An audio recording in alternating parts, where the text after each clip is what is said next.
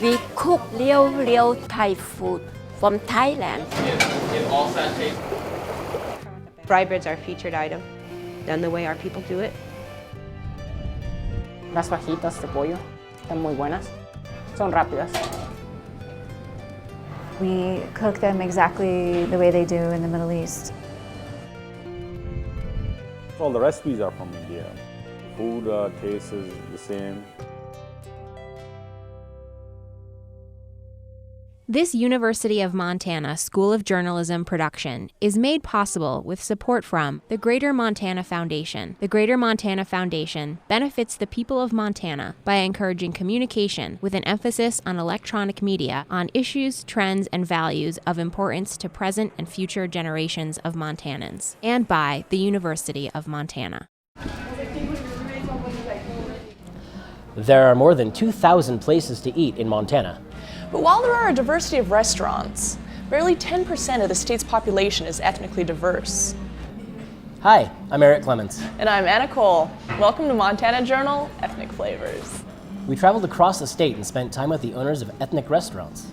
We learned what it takes to run a restaurant serving food unfamiliar to Montanans and the ups and downs these restaurants face within traditional Montana food culture. Our first item on the menu is the Baba Ganoush from the Chickpea Cafe in Bozeman. There, a husband and wife work together to bring authentic food from the Middle East to the Big Sky. Montana Journal's Brendan Brown has the story. We make our own pickles. Those pink pickles that you see on the sandwiches and on some of the plates, we actually make those in the restaurant. It's called tershi. Sumac is one spice that we use. It's a really good spice. It's kind of like a lemony flavor, and it's really bright. In a bright corner shop in Bozeman, with her blonde hair and blue eyes, Jennifer Gento doesn't look the part to be an expert in Middle Eastern cuisine. We try to make sure that everything is the way you would have it if you went to Iraq or you went to the Middle East. Jen grew up in Ohio, where, like Montana, ethnic food was scarce. But 20 years ago, she met the man who would become her husband, Hamid Gento, who had come to the U.S. from Iraq. Hamid would give Jen a different perspective on food. I had never tried any kind of ethnic food or anything different other than what I had grown up with until I met my husband. It was hard in the beginning. I think if she want to take adventure, to go to Italian, to have pasta. And one day I told her, oh, let's go to Arabic place. She was hesitant in the beginning, but she was a good sport. She said, oh, let's try it. And of course I fell in love with all kinds of different food. It's our passion now. Whenever we travel, that's the first thing we do is, go find a really good ethnic restaurant. Hamid's job led them to Montana, and Jen, who had taught for 10 years, wanted to turn her love for cooking into a career by opening a restaurant. But Hamid, who had 20 years of experience in the restaurant industry, had his reservations about Jen's idea. I was worried about it more than anybody else, because I know what it takes to run a restaurant. You need to be able to work 17, 18 hours, to survive. It's a labor of love. It's probably why our family cares about it so much, because it's been blood, sweat, and tears. Chickpea opened in 2011 with the hope that people will step out of their comfort zone and into the cafe. Iraqi food still sounds uncomfortably exotic to many Montanans. And I will just have the chicken, the number 21. Sometimes a hurdle that we have is trying to get people to just come in and try it. We have customers who come in every day who are kind of apprehensive. They're not really sure because some of the words, are in Arabic and they don't really know what everything is. We try to help them and guide them along and help them with ordering. Hamid recently returned from Iraq, where his family showed him the latest way to make Turkish coffee. All right, we're going to do a new version of sweet Turkish coffee. This is because I think it's strong. It's very strong.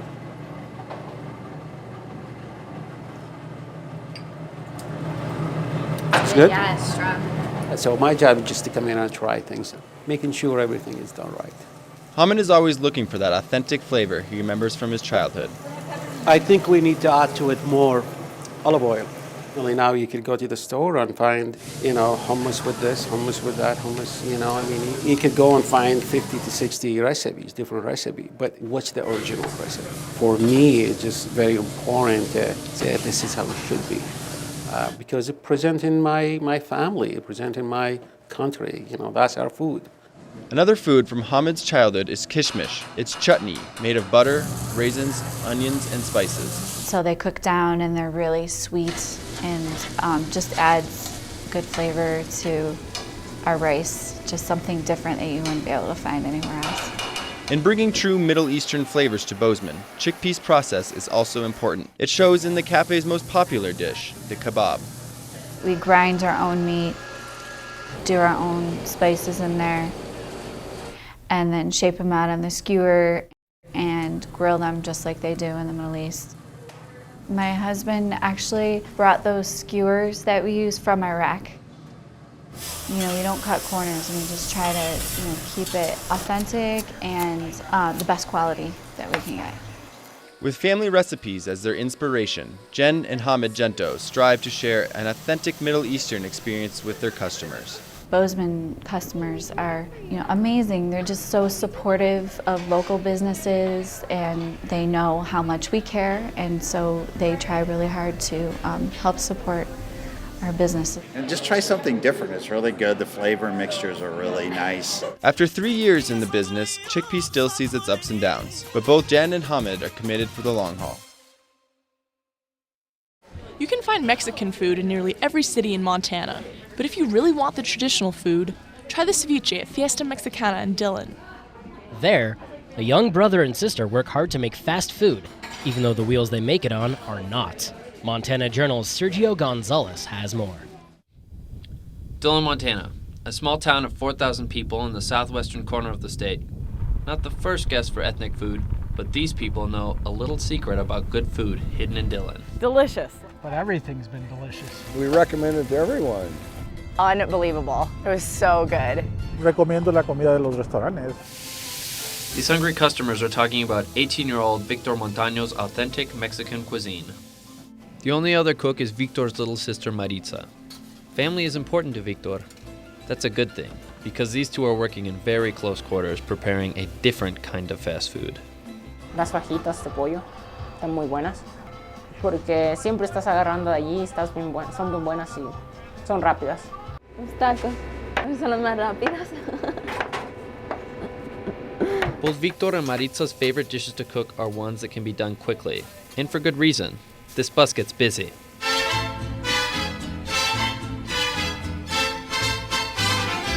Wait, a bus? Yeah, a bus. Fiesta Mexicana has been serving authentic Mexican food out of a bus for 7 years. It's kind of awesome that it's in a bus. I mean, where else can you go in Montana where you're eating Mexican food out of a bus?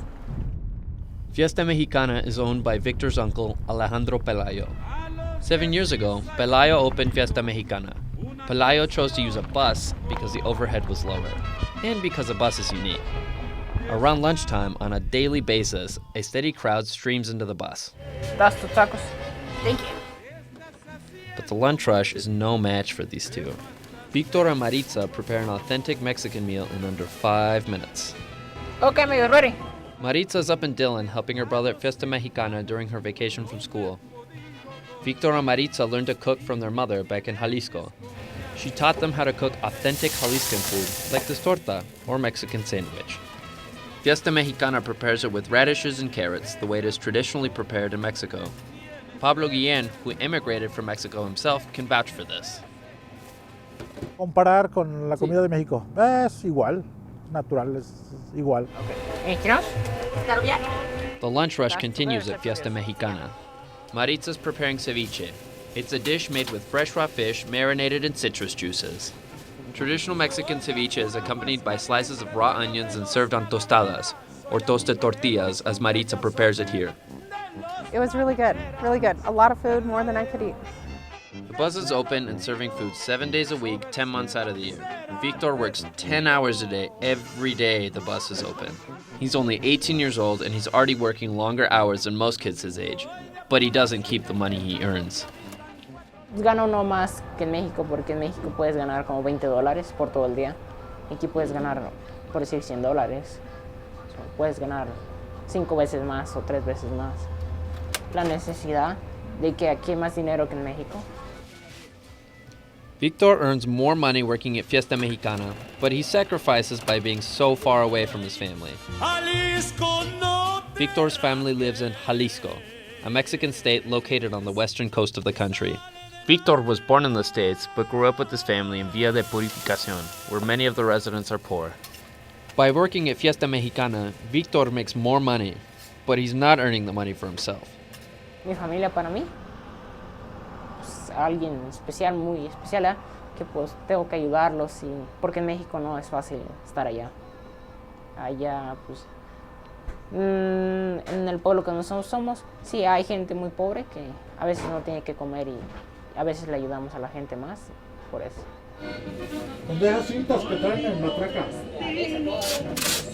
Despite the distance between their hometown and Montana, Victor and Maritza bring a small piece of Jalisco to Dylan. It's authentic. This is better than most of the Mexican food I've had in my entire life. The lunch rush is slowing to a trickle. Happy customers leaving with bellies full of Mexican food. Best in the state. The breakfast burrito with chorizo again, and it was fabulous. The lunch rush comes to an end. But this isn't the end for Victor and Maritza. Maritza will return to Jalisco once her vacation from school is over. And Victor? He'll keep working long hours at Fiesta Mexicana, sending much needed money to his family back in Mexico.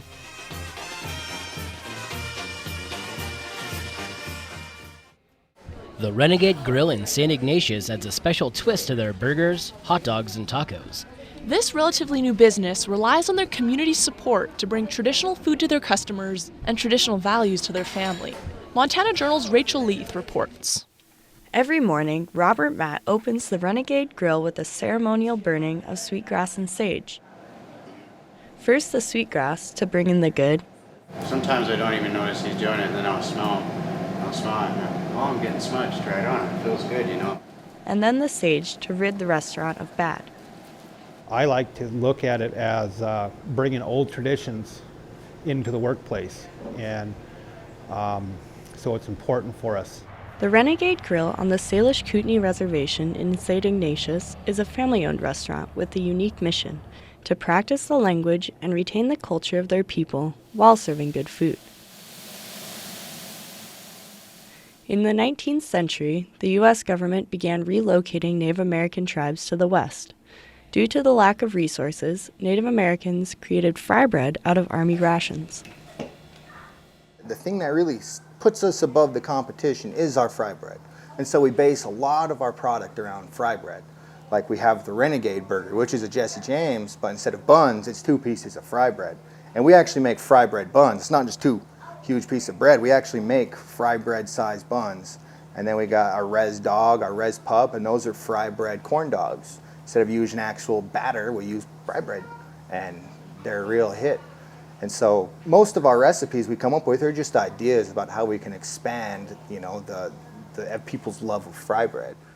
Charlene Matt, Robert's wife and co-owner of the Renegade, takes pride in her traditional fry bread recipe, using baking powder instead of yeast. Currently, fry bread is the only Native American food that the Renegade serves. However, in the spring, Robert plans to join local groups in harvesting native plants, such as the bitterroot, which is a part of Salish tradition. I want to start studying traditional foods and begin to maybe try to infuse those flavors, those styles into some of what we're doing here now. You know, of course, it'll be mostly contemporary. The Matts began serving the community in 2007 at festivals and powwows, vending out of a food cart. Their products were so popular among the locals, they decided to open a more permanent establishment. We basically decided in about 10 minutes to just go ahead and take this opportunity. And I took my retirement and just threw it at it and said, let's do it. So it was a family decision, though. We all decided, you know, to do it. The word of their opening spread quickly around the community. We just opened, and word of mouth, it was amazing. All the people that ended up here, all the people that came in, and it was humbling that we had people thanking us for doing this. In a typical day at the Renegade, the Matts see very few walk-ins because most of their business is done through the drive-thru. There ain't nothing cooler than going into a restaurant and saying, I want my usual, give me the usual. And we know exactly what it is. People go to McDonald's and say, I went to McDonald's, but I didn't like it. But you know what? For every one person who doesn't like a McDonald's burger, there's 20 people that do. Over here, if one person doesn't like one of our burgers, that's one of 1,000 people that might not come back. And so we strive to do the best that we can. It's just a friendly place and a good place to eat. Well, they got good food. And we like it because they're locally people and it's locally operated. It's a fixture here. You know, everyone comes here. You get tired of the same thing all the time, so you mix it up. Asla, welcome to Renegade Grill. Hi, can we get Well, there's one word to describe it in Salish. It's called quam-quams. And it's just a feeling that's just great. But just being together is really important to us. We've always been really tight-knit like that, you know, where we, even today, we're still living in the same home together. Big thing in our tribe, in our culture, is family. And right there is just when you walk in, you know, we epitomize the idea of family, and we're all trying to learn Salish. You know, my kids are actually in an immersion school. All three of my kids go to Indian school, I guess you can call it, and they're learning how to speak the language and preserve the culture. They're coming home and they're actually teaching me words that I never knew, and so it's in a sense you should be learning that from your grandparents and your parents. But in this case, I'm learning it from my grandchildren, as I'm learning as well. So it's pretty neat. You know? Stem. Cliche. Stem. Cliche. Stem. Stem. Like this. Stem. Cliche. The Renegade has had success because of the Matts' ability to work well together. Their restaurant allows them to connect with both the community and their Salish heritage. The India Grill in Billings uses a classic butter chicken recipe to spice things up.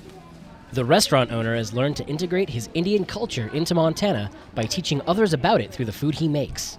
Montana Journal's Nina Swainson has more.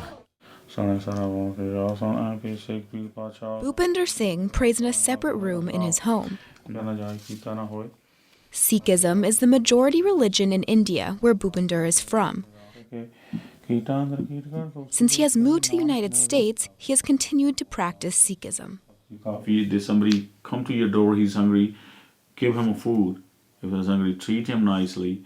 That's all the teaching. This is the main teaching, is that don't let anybody walk from your door, but he's hungry. So. He has realized a successful business serving traditional food and sharing culture. Welcome to India Grill. Opening an Indian restaurant in Billings was a way Bhupinder could fuse Western and Eastern cultures. We came here because we're going to try, Billings have no Indian restaurant. So we came here to, let's see how these people likes the food, Billings. We got pretty good response on that. Long before the customers enter India Grill, Bhupinder and Gourmet Singh are in the kitchen preparing Indian dishes, one of them being their most popular dish, butter chicken. Gourmet Singh is Bhupinder's longtime friend from India. He has helped Bhupinder create the authentic Indian food customers can't get anywhere else in Billings. I think everything comes from the fresh, and we cook them there. All the vegetables are cooked right there. But I have a long time experience. That's why everybody like my food. So almost I'm 17 years, then I start cooking. I make all sweet Indian, all everything I make myself. So that's why. They love their food. I mean, every time he's cooking, he's excited about the food. His chefs are excited about the food. Oh, can you smell this? Come and have a bite, taste it. Isn't it delicious? So they have a lot of passion for everything that they do. Bhupinder says cumin powder, red chili, ginger, garlic, and dry fenugreek leaves are a few of the spices that are essential in Indian food.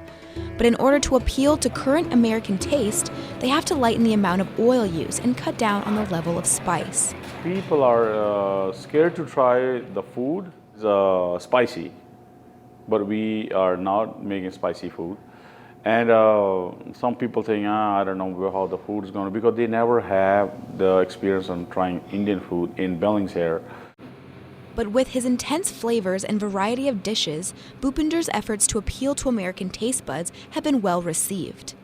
The spices are delicious, and we're not used to the spices that we have here. I come because I love the flavors and I can't get them anywhere else, so I'm thrilled. I would miss it if it was not here. Yeah, I would miss it. I have brought friends here. We brought our book club here when we were reading a book about India. I can't get it where I live, and it's one of my favorite, ethnic foods.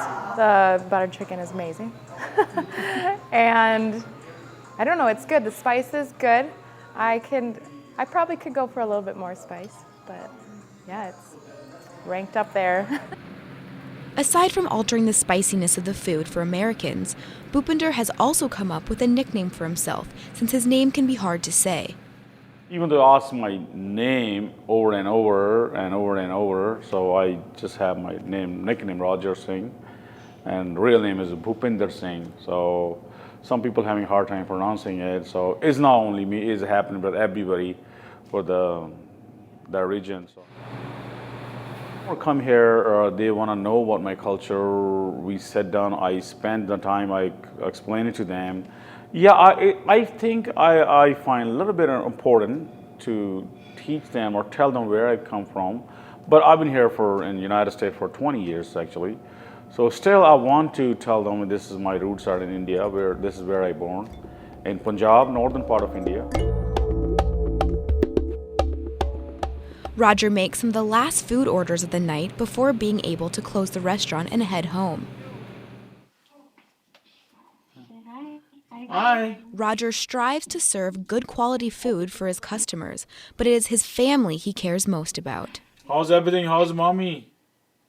How's mom? Roger hopes his family's annual trips from Montana to India will hold on to his traditions. While filming with Roger, his family was on a 5-month trip in his home of Punjab, India. Mommy? Badi mama? Roger would like to see his newfound success of his restaurant continue, striving for customer satisfaction, authenticity, and supporting his family. I'll talk to you guys. Love you. Bye. The curry at Sawadee in Missoula is the talk of the town, but it wasn't an easy path. The owner took risks that paid off because of her culture's support of family bonds. Montana Journal's Keith McLaughlin has the story. It's not actually the sort of food you would expect to get in western Montana. Sawadee is busy. It's Saturday night.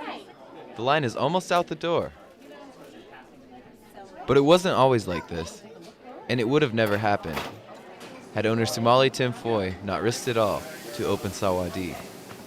We said, oh boy, what can it be? Tim runs Sawadee with the help of her 3 daughters, Am, Tao, and Malini. Sawadee starts with lunch. Welcome. Am, the oldest of the 3, is just finishing up the deli's most popular dish, deep fried chicken with ginger and a side of rice. While the youngest, Malini, serves customers at Sawadee's lunch deli.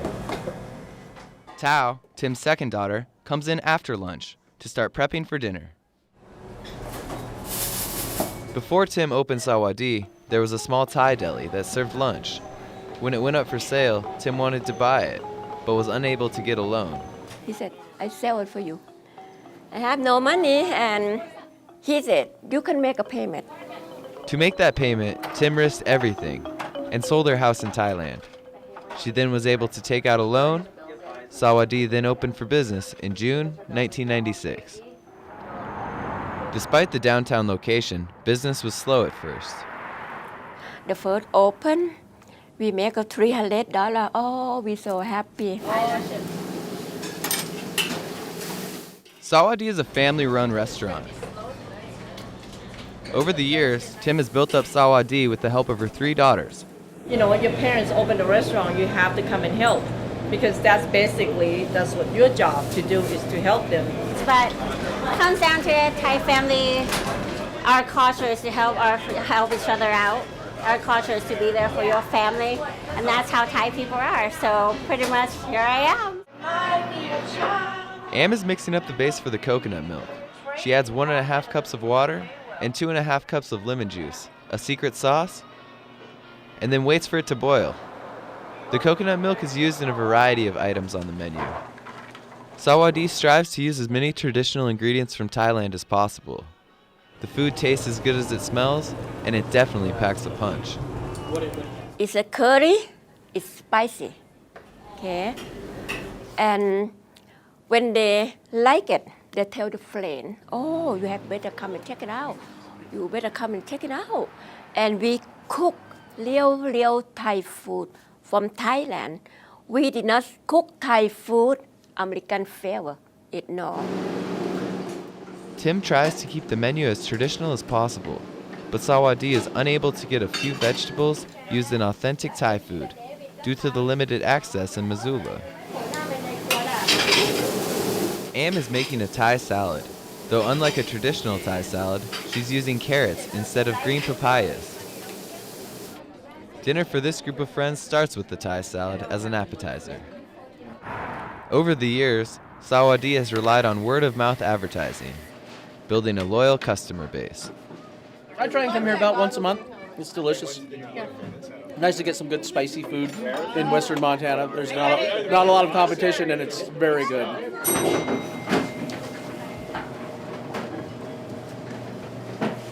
Tim's hard work and dedication has transformed Sawadi from a small lunch deli to one of Missoula's most award-winning restaurants. But 17 years later, what does the future hold for Sawadi? Right now, I'm 65 years old right now. And I cannot work forever. I'm gonna retire in 5 years when I'm 70 years old. If we have the heart and the willing, this restaurant can probably go more. And I would love to say, oh my God, Sawadi's been here 30 years. With continued hard work and dedication, Sawadi will continue to thrive in Missoula. In a state where ethnic food is hard to come by, these restaurants